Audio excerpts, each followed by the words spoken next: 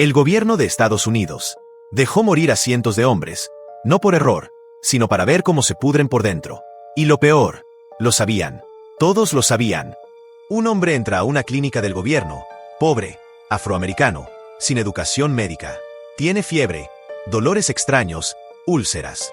Le preocupa, tiene miedo, pero le dicen que tiene mala sangre. Le prometen atención médica gratuita, transporte, alimentos y entierro si muere. Lo que no le dicen es que tiene sífilis y que el gobierno no piensa curarlo. Así comenzó uno de los experimentos más crueles en la historia moderna de Estados Unidos. Y no fue secreto, no fue un error, fue política de Estado. Desde 1932, un grupo de funcionarios del gobierno estadounidense, médicos del Servicio de Salud Pública y académicos del Tuskegee Institute tomaron una decisión que marcaría la vida y la muerte de cientos de personas. No eran criminales, no eran prisioneros, eran hombres afroamericanos pobres del sur de Alabama. Muchos eran granjeros, jornaleros, obreros sin acceso a atención médica. Vinieron buscando ayuda, y el gobierno los vio como una oportunidad científica. Se reclutaron 600 hombres. A 399 de ellos se les diagnosticó sífilis, pero jamás se les dijo. Les hablaron de mala sangre, una expresión ambigua usada en zonas rurales para referirse a cualquier dolencia. Les ofrecieron comida, transporte, atención médica gratuita, y hasta el costo del entierro si morían durante el tratamiento. Pero no estaban siendo tratados, estaban siendo utilizados. ¿En qué consistía el experimento? Durante décadas, estos hombres fueron citados regularmente para supuestos chequeos. Se les extraía sangre, se les hacían radiografías, biopsias, evaluaciones físicas, y cuando preguntaban por su salud, les daban vitaminas, tónicos, aspirinas, placebos, nada que pudiera detener la progresión de la enfermedad, nada que pudiera curarlos. En 1947, la penicilina fue aprobada como tratamiento eficaz contra la sífilis. Ya no era una enfermedad mortal si se trataba a tiempo, pero incluso entonces, estos hombres fueron excluidos deliberadamente del tratamiento. El gobierno no solo decidió no curarlos, sino que envió cartas a clínicas y hospitales de la zona, ordenando que no los trataran aunque fueran por cuenta propia. Se convirtieron en objetos de estudio. No eran pacientes, eran muestras, material biológico con nombre y apellido. A lo largo de los años, se les tomaron muestras de médula ósea sin anestesia. Se les extrajeron dientes y tejido infectado para analizarlo. Se les realizaron autopsias sin permiso, y muchos murieron lentamente, con la falsa creencia de que estaban siendo curados. Sus familias tampoco lo sabían. Las esposas de muchos fueron contagiadas, y decenas de hijos nacieron con sífilis congénita, sufriendo desde el primer día. Todo fue registrado, todo fue escrito, todo fue aprobado y financiado con dinero público. ¿Quiénes lo sabían? Los médicos sabían, las universidades sabían, los burócratas sabían, y aún así, el experimento continuó durante 40 años. Nadie filtró nada, nadie renunció, nadie denunció públicamente lo que estaban haciendo, hasta que Peter Buston, un joven trabajador del Servicio de Salud Pública, lo descubrió y no pudo callar. Este fragmento es el núcleo del horror de Tuskegee. La decisión fría, científica, administrativa, de dejar morir a cientos de hombres para ver qué pasaba. No fue un descuido, no fue una negligencia, fue un experimento humano, ejecutado por uno de los gobiernos más poderosos del mundo, sobre su propia gente, por una razón, porque podían, momentos que nadie quiso contar. Si crees que esto fue solo un error médico, prepárate para conocer los detalles que jamás quisieron enseñarte en la escuela, porque detrás de cada nombre en los archivos del experimento Tuskegee, había un hombre real, un padre, un esposo, alguien que confiaba en los médicos, y que fue traicionado en silencio. Material de estudio. En los documentos internos del Servicio de Salud Pública, estos hombres no eran pacientes, no eran ciudadanos, no eran personas enfermas con derecho a atención, eran unidades observacionales. En lenguaje médico oficial, los llamaban material de estudio o sujetos de experimentación, como si fueran tubos de ensayo con piernas. Los reportes usaban frases como: hombre número 309, responde bien a la infección, aún sin deterioro neurológico. Muestra A, mantener sin tratamiento, evolución lenta. Ningún nombre, ninguna historia, ningún respeto. Bloqueo médico del gobierno. Lo más escalofriante es que cuando uno de ellos intentaba buscar otro doctor, porque algo en su cuerpo ya no podía soportarse más, el gobierno intervenía. Había una lista negra secreta con los nombres y códigos de todos los participantes, y esa lista fue distribuida a hospitales, clínicas y médicos del estado de Alabama. Se instruía, por escrito, si este paciente solicita tratamiento, rechácelo. Está en observación federal. Imagínate el nivel de crueldad institucional. Un hombre con dolor, rogando ayuda, y siendo devuelto a casa para seguir deteriorándose, porque alguien en Washington decidió que su sufrimiento era científicamente útil. Autopsia sin permiso. Cuando morían, porque muchos murieron, sus cuerpos eran rápidamente retirados y enviados a laboratorios, sin informar a las familias. Se les hacían autopsias completas. Se abría el cráneo, se extraía tejido cerebral, se examinaban los órganos destruidos por la sífilis. No había respeto, no había duelo, solo informes clínicos fríos llenos de frases como degeneración hepática avanzada, confirmado efecto prolongado sin intervención. Todo esto sin consentimiento, sin permisos firmados, sin respeto por los restos. Familias en la oscuridad. Mientras tanto, las esposas de los participantes seguían en casa, sin saber la verdad. Muchas fueron contagiadas durante años de relaciones sexuales normales, porque nadie les dijo que su esposo tenía una enfermedad mortal. Y los hijos nacían con sífilis congénita. Muchos murieron en la infancia. Otros desarrollaron ceguera, parálisis parcial, deformidades óseas o daños neurológicos. Generaciones enteras destruidas por un experimento científico. La complicidad de las instituciones. ¿Quién permitió esto? No fue solo el gobierno federal. Universidades prestigiosas colaboraron con el análisis de datos. Hospitales estatales facilitaron los espacios y el personal. Clínicas locales actuaban como cómplices silenciosos. Los médicos involucrados fueron promovidos, premiados y protegidos. Todo esto con fondos públicos, con informes avalados por juntas científicas, con publicaciones en revistas médicas. Y nadie se opuso, porque cuando la ciencia se vuelve obediente al poder, la ética muere en bata blanca. Este no fue un simple error histórico. Fue una traición sistemática a cientos de seres humanos, ejecutada con precisión, frialdad y absoluta impunidad. El silencio médico. El experimento humano que el gobierno nunca detuvo. Imagina estar enfermo, sentir que algo no está bien.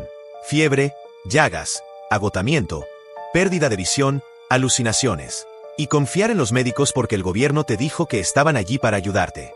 Ahora imagina que, en realidad, esos médicos están allí para observar cómo mueres. Eso fue el experimento de Tuskegee. No los curamos, los estudiamos. Durante 40 años, desde 1932 hasta 1972, el gobierno de Estados Unidos mantuvo con vida una mentira letal. A más de 399 hombres afroamericanos con sífilis se les hizo creer que recibían tratamiento gratuito. Pero en los documentos internos, no eran pacientes, no eran hombres, eran material de estudio. Literalmente, así los describían en los informes oficiales.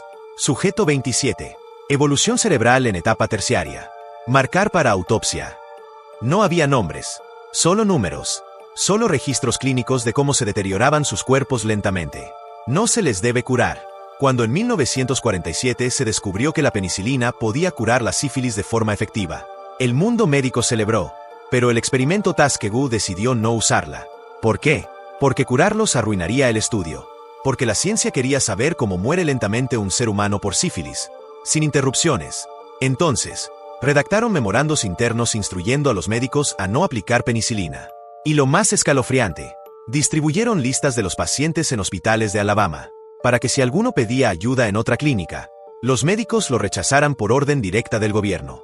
Estudiar el daño hasta la muerte. Los informes clínicos eran meticulosos. Describían la destrucción del sistema nervioso, la degradación del tejido cerebral, el colapso de órganos internos. Y cuando uno de ellos moría, no se les permitía morir en paz. El cuerpo era reclamado por el Estado. Se les practicaban autopsias completas sin permiso. A veces, sin informar a la familia. El cerebro, el corazón, los pulmones, los genitales. Todo documentado, pesado, seccionado, archivado. El propósito no era salvar vidas. El propósito era medir el daño humano con precisión quirúrgica. Las familias, los hijos, el silencio. Mientras tanto, las esposas seguían contagiándose. Los hijos nacían enfermos, con sífilis congénita. Algunos nacieron ciegos, otros con malformaciones, otros con daño cerebral irreversible. Pero ni los maridos, ni las esposas, ni los hijos sabían la verdad. Vivieron y murieron, creyendo que estaban siendo tratados. La complicidad de las instituciones. Este no fue un caso aislado de malos médicos. Las universidades más prestigiosas del país avalaron los estudios. Hospitales públicos y privados cooperaron con las extracciones, los análisis, las autopsias. Revistas científicas publicaron los hallazgos sin cuestionar el origen ético. Y todo esto fue financiado con dinero del gobierno federal, con impuestos, con fondos de salud pública. Nadie frenó nada, nadie habló, nadie dijo, esto está mal. ¿Por qué nadie lo detuvo? Porque las víctimas eran pobres, eran negras, y vivían en un rincón olvidado del sur de Estados Unidos, donde el poder médico y científico podía hacer lo que quisiera, sin preguntas. Y lo más aterrador es que, por décadas, nadie cuestionó nada. Este no fue un accidente, no fue una conspiración sin pruebas. Fue una operación médica real, documentada, firmada y ejecutada, durante 40 años. Y solo terminó porque un trabajador decidió filtrar la verdad. No fue el gobierno quien lo paró, fue la conciencia de un hombre. ¿Cómo se descubrió? La traición que no pudieron ocultar. Todo estaba diseñado para nunca ser revelado. Los documentos eran confidenciales. Los nombres estaban codificados. Los cuerpos, enterrados sin preguntas. Y si no fuera por un solo hombre, tal vez el mundo jamás habría sabido lo que ocurrió. Ese hombre fue Peter Buston. No era un político, no era periodista, era un trabajador del Servicio de Salud Pública. Y mientras revisaba archivos y reportes internos, encontró algo que lo dejó helado. Informes clínicos detallando la progresión de sífilis sin tratamiento. Documentos donde se ordenaba no intervenir. Registros que hablaban de autopsias sin permiso. Y memorandos donde se agradecía a las familias por colaborar sin saberlo. ¿Cuánto más tiempo van a dejarlos morir? Peter elevó su preocupación a sus superiores. Les dijo, esto es inhumano, esto es ilegal. ¿La respuesta? Lo ignoraron, lo censuraron, le dijeron que no se metiera. Así que tomó la decisión que cambiaría la historia. Filtró la información a la prensa. Primero fue The Washington Star, después The New York Times, y el 26 de julio de 1972, el país entero se paralizó. No puede ser cierto. ¿O sí? La gente no lo podía creer. ¿El gobierno? Haciendo experimentos con sus propios ciudadanos. Durante 40 años, pero las pruebas eran irrefutables. Nombres, fechas, fotografías, autopsias, cartas, grabaciones internas, informes médicos con lenguaje frío y deshumanizante. Todo estaba documentado, todo estaba firmado, todo era real. La respuesta del Congreso. El escándalo fue tan grande que el Congreso tuvo que intervenir de inmediato. Se abrió una investigación federal. Se convocaron audiencias. Se llamaron a testigos, a médicos, a funcionarios. Y lo que descubrieron fue peor de lo que imaginaban. Incluso en los últimos años, cuando ya había tratamiento efectivo, cuando ya había cobertura médica para miles de ciudadanos, los doctores del experimento Tuskegee seguían dejando morir a sus sujetos. No por ignorancia, no por falta de recursos, sino porque, como uno de ellos dijo textualmente, ya llevamos demasiado tiempo. No podemos parar ahora. El estudio aún no está completo. ¿Quiénes fueron juzgados? Nadie. Ni un solo médico fue condenado. Ni un solo funcionario perdió su cargo. Ninguna universidad perdió su financiación. La verdad salió a la luz. El mundo lo supo. Pero la impunidad fue total. Solo en 1997, 25 años después de la filtración, el presidente Bill Clinton ofreció una disculpa pública a los sobrevivientes y sus familias. Pero las cicatrices no se borraron. Ni los cuerpos, ni las muertes, ni los hijos enfermos. ¿Y los culpables? La impunidad que duele más que la verdad. El escándalo de Tuskegee explotó en los medios. El Congreso abrió investigaciones. La indignación fue nacional. El mundo entero se enteró de lo que pasó. Y sin embargo, nadie pagó. Ni un solo médico enfrentó cargos penales. Ni un solo investigador perdió su licencia. Ni un solo funcionario del Servicio de Salud Pública fue despedido. Los responsables se jubilaron con pensiones completas.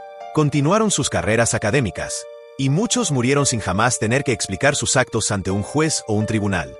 La industria se protegió a sí misma. Las universidades que colaboraron jamás fueron sancionadas. Las clínicas que facilitaron el experimento no enfrentaron consecuencias. Los nombres de los médicos apenas fueron mencionados, y nunca expuestos públicamente. La narrativa oficial se refugió en excusas. Eran otros tiempos. No sabíamos lo suficiente.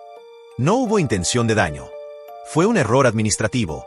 Pero no fue un error. Fue una cadena de decisiones conscientes, avaladas, ejecutadas y defendidas por instituciones. La disculpa que llegó demasiado tarde, en 1997, El presidente Bill Clinton ofreció una disculpa pública.